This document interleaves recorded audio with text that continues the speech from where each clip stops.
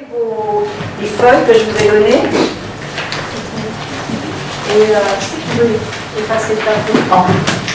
Et là, vous ne regardez pas, vous ne trichez pas, vous ne regardez pas. Voilà. Et je vais mettre la phrase en français. Il va falloir que vous la recréez en indonésien. C'est plus facile normalement. En plus, on l'a déjà fait. Donc, si vous avez bonne mémoire, vous allez vous en souvenir de mémoire. Alors, la phrase qu'on avait fait d'abord. Vous ne regardez pas, hein? Comment c'est pas marrant?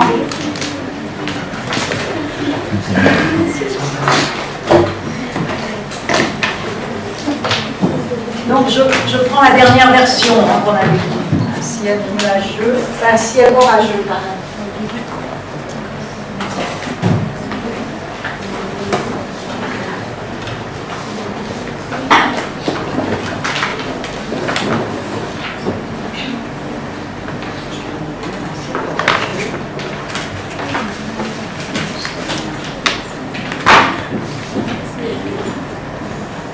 C'est trop facile, hein, on va voir.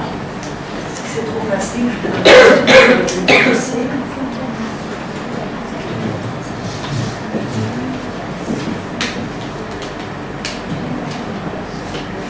Mais vous pouvez faire autre chose. C'est pas obligé que ça soit la même phrase que dans le livre de Sindhunatha, hein. Vous pouvez recréer quelque chose.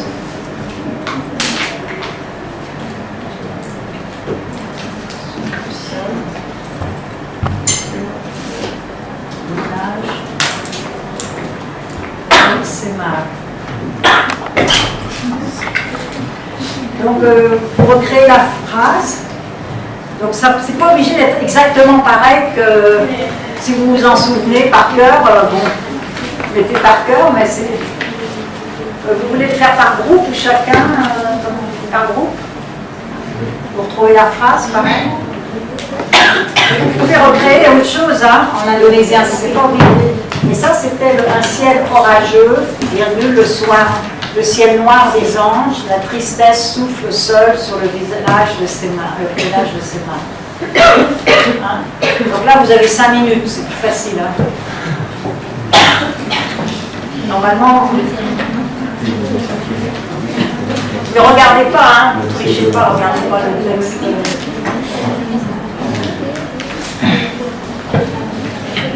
Donc ça peut être un petit peu différent, hein, de recréer.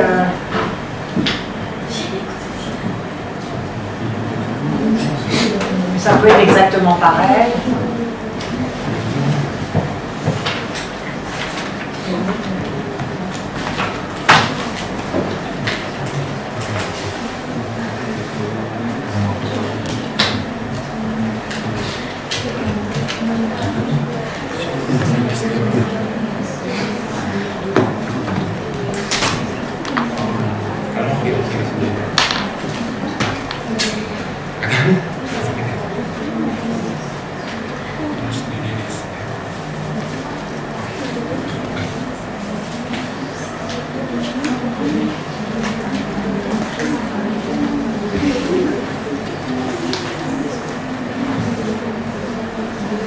Vous pouvez lire, hein, ça va être mon écriture.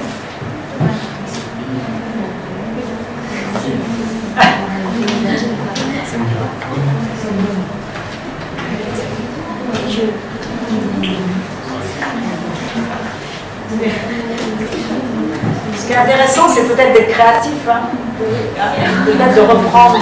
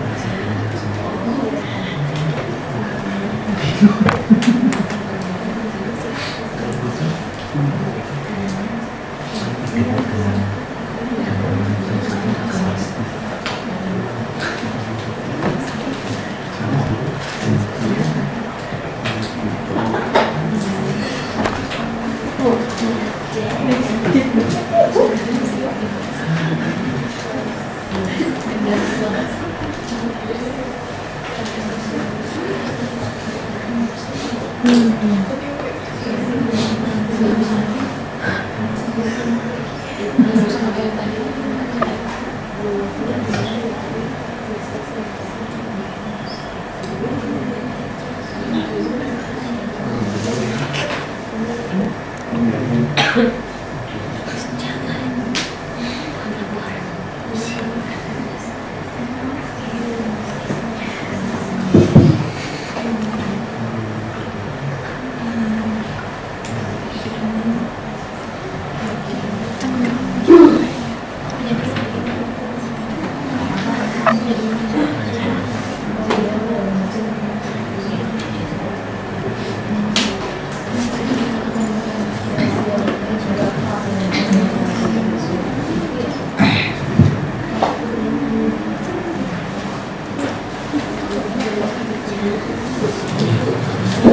y est, vous avez fini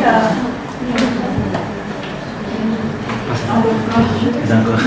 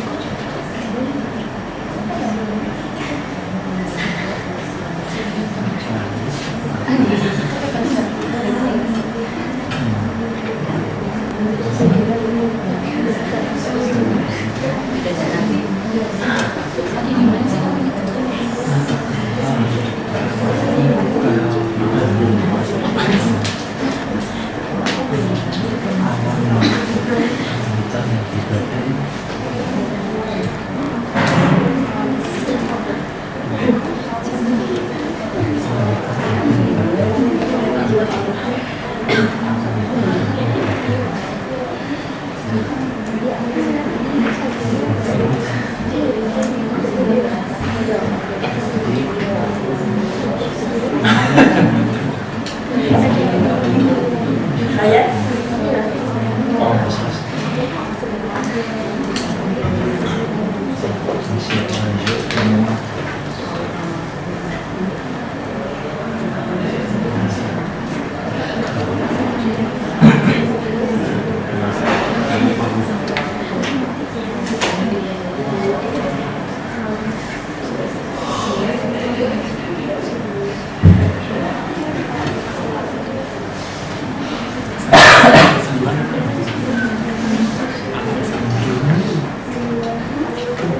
Alors, vous êtes toute seule?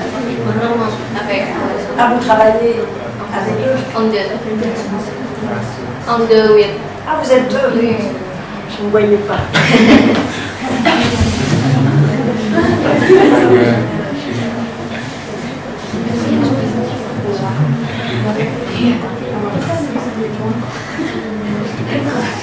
Alors, c'est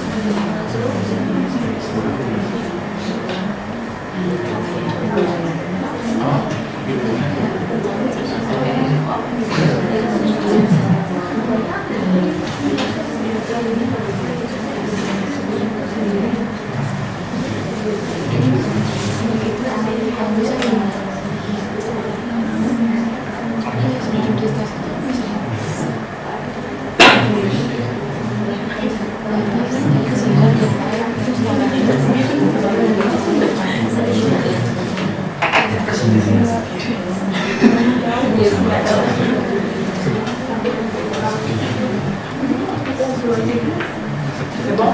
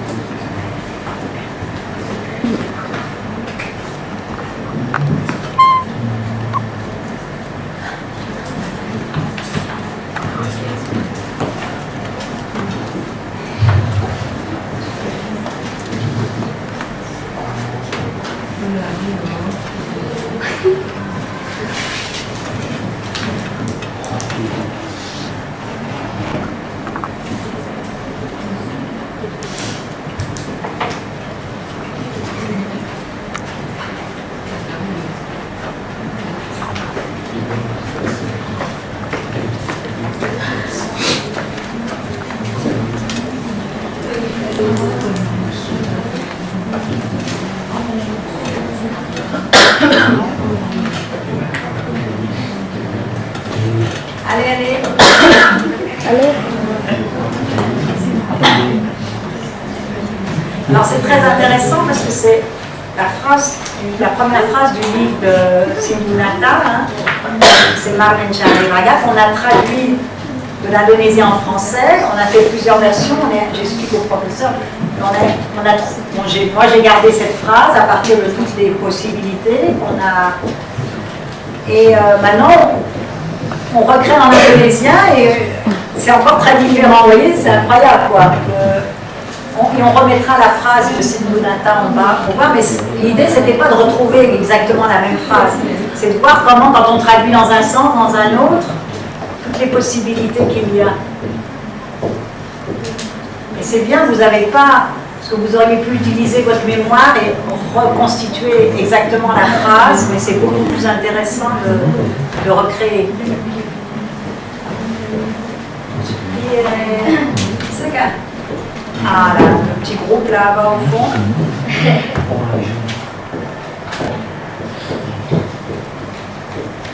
C'est bon?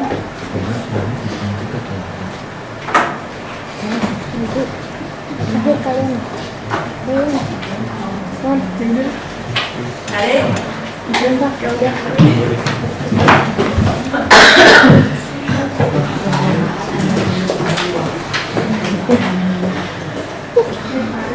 Agak lebay.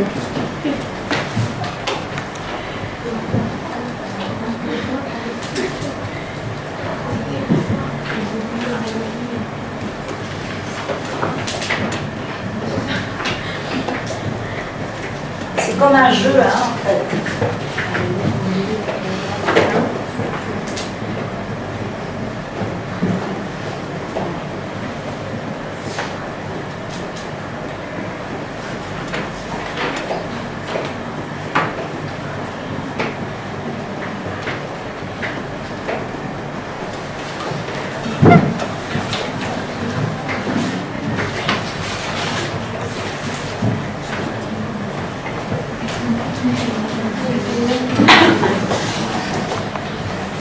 Je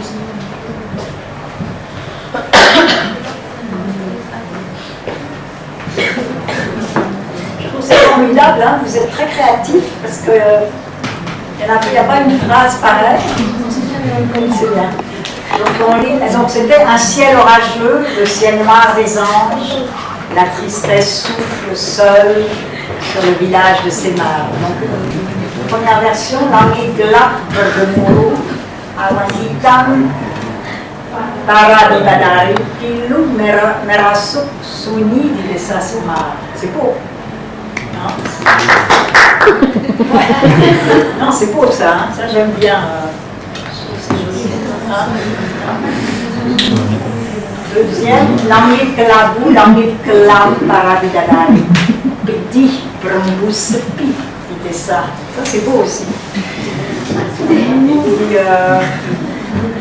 C'est beau ça aussi parce que c'est très allitération. Langit kelabu, langit kelam. Hein? Donc c'est une belle invention. Troisième, langit diselimuti badai, awan kelam para malaikat. C'est quoi? Nestapa berembus sunyi di desa Semar. Nestapa. C'est beau aussi, hein? Awan kelam, langit diselimuti badai.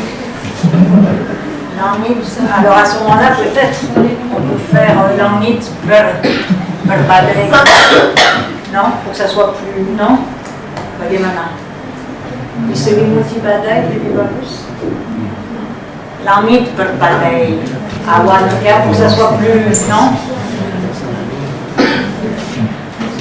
Berembus sunyi. Voilà, c'est très bien aussi.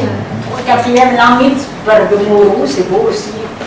Nuansa muram para bidadari, kesedihan dan kesepian menyelimuti desa Semar.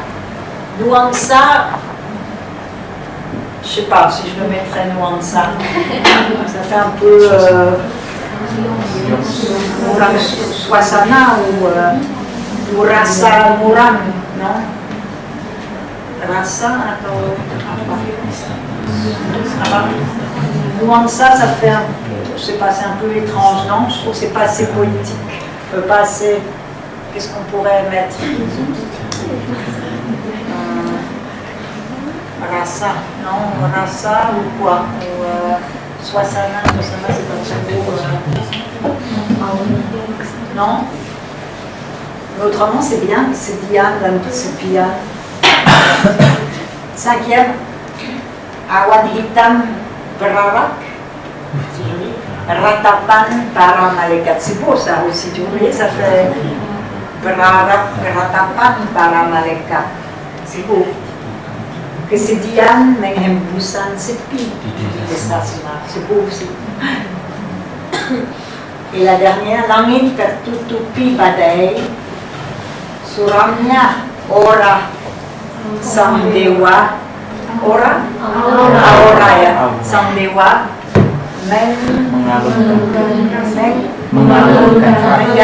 mengalunkan kesepian sedih di desa Semar. C'est beau aussi, hein, c'est superbe.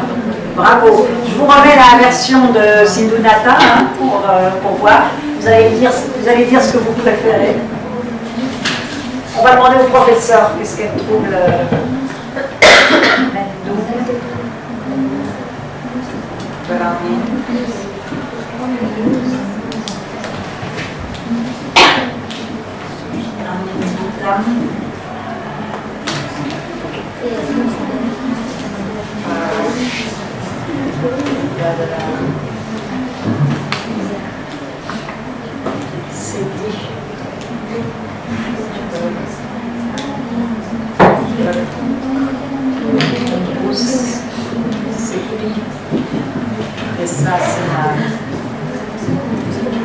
Voilà, c'était la phrase d'origine.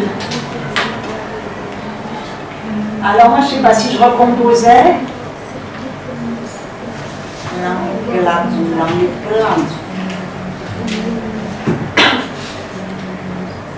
J'aime bien ces deux-là. ça. Et puis celle-là aussi, ce début. L'âme. J'aime bien ça. Après, ça j'aime bien. Et on pourrait recomposer aussi Suramia, aussi c'est joli. Enfin, vous voyez, on peut recomposer après à travers toutes vos idées. Mais on était parti de ça. Voilà. Donc, comment ça, quand je vous ai expliqué, je vous ai lu en introduction, je vous ai dit que la traduction c'est une errance, c'est parti Mengombara. Hein. Et bien là, on a, vous voyez, on a erré, on est allé de l'indonésien en français en passant par des tas de choses, et du français on revient à l'indonésien, mais on trouve d'autres, on recrée quelque chose de magnifique, quoi. Et c'est un petit peu ce que j'ai fait avec le livre de Centini, puisque je suis partie d'un texte en javanais, j'ai travaillé avec une experte en javanais qui me l'a traduit en indonésien, mais de façon littérale. Après, moi, j'ai traduit de l'indonésien en français, mais de façon aussi littérale. Après, j'ai recréé en français pour que ça soit beau. Et après, avec Palesmana, on a traduit ma version française en indonésien. Donc, vous voyez comment ça a voyagé. Et c'est ça, les grandes œuvres littéraires, en fait, elles voyagent comme ça, les mille et une nuits. Yeah. C'est pour ça que, ou le Mahabharata aussi, c'est pour ça qu'après, les pays, les époques, les siècles différents, les civilisations s'en emparent et les transforment et les embellissent. Et c'est ça la beauté, quoi. C'est que c'est pas fixe, c'est que ça peut muter. Et des fois, ça revient, comme le livre de Chivini, ça revient en Indonésie, après avoir fait un détour par ailleurs. Mais souvent, ça l'enrichit. Et là, vous voyez, je trouve que moi, je ne choisirais pas forcément ça, cette phrase-là. Je trouve que vous en avez créé des presque plus belles, quoi. Hein? Donc, vous voyez comment c'est passionnant et enrichissant. Et je vais vous raconter quelque chose. Par exemple, j'ai un ami qui a été le traducteur du Dalai Lama, etc., donc de bouddhiste. Et il a été, il a 70 ans maintenant, mais il a été entraîné à pratiquer la traduction, mais simultanée, hein, avec un maître, un de ses maîtres tibétains. Et le maître lui parlait, mettons, pendant 5 minutes en tibétain. Et il devait répéter exactement en tibétain ce qui avait été dit. Après, il devait lui dire, maintenant traduis-le en anglais. Donc il devait traduire en anglais. Et après, il disait, redis-le-moi en tibétain. Il devait redire en tibétain. C'est comme ça qu'il a été formé. C'est un exercice, alors là, bon, mais là, il n'y avait pas de création. Hein, il fallait qu'il traduise mot à mot. Mais là, c'est de la mémorisation, c'est de l'attention. Là, on est plus dans la créativité. Hein, donc, chaque fois, c'est différent. Et puis, la traduction et l'interprétation, c'est-à-dire la traduction orale, c'est encore ce sont des métiers différents. Hein. Moi, j'ai une amie qui a été longtemps interprète aux Nations Unies. On dit interprète, hein, en français, pas traducteur. Le traducteur, c'est celui qui traduit les choses écrites. Et l'interprète, c'est celui qui traduit oralement. Ce sont deux métiers différents. On peut être un très bon interprète, mais pas un bon traducteur. Et un bon traducteur, mais pas un bon interprète. L'interprétariat, ça demande beaucoup d'attention dans l'instant, si vous voulez. Beaucoup de réactions. La traduction, ça demande beaucoup plus d'exploration, de recherche, de créativité. Donc si vous pensez à ces métiers, c'est deux métiers différents et c'est rare qu'une personne puisse faire les deux, de façon très professionnelle. Bien sûr, on peut s'improviser. Parfois, moi, on me demande de traduire oralement. Bon, je le fais, mais je ne pourrais pas aller aux Nations Unies et traduire le discours d'un président ou de Jokowi en français. Non, c'est un vrai métier. Hein. Il ne faut pas faire de faute, il faut être capable de... Pendant qu'il parle, on traduit, mais on doit continuer à écouter. On doit avoir une oreille, la bouche qui traduit, et l'oreille qui continue à écouter ce qu'il dit. Vous vous rendez compte? C'est extrêmement difficile. Ça demande des exercices d'attention qu'on n'a pas l'habitude de faire. Voilà, donc il nous reste une demi-heure.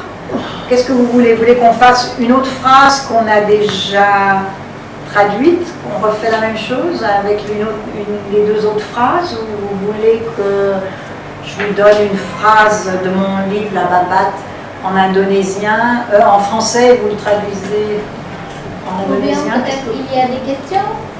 Vous avez des questions, oui. Ça vous plaît, ça? Vous êtes content quand même d'avoir fait ça? Vous vous rendez compte comme c'est riche? Ça vous donne envie de traduire?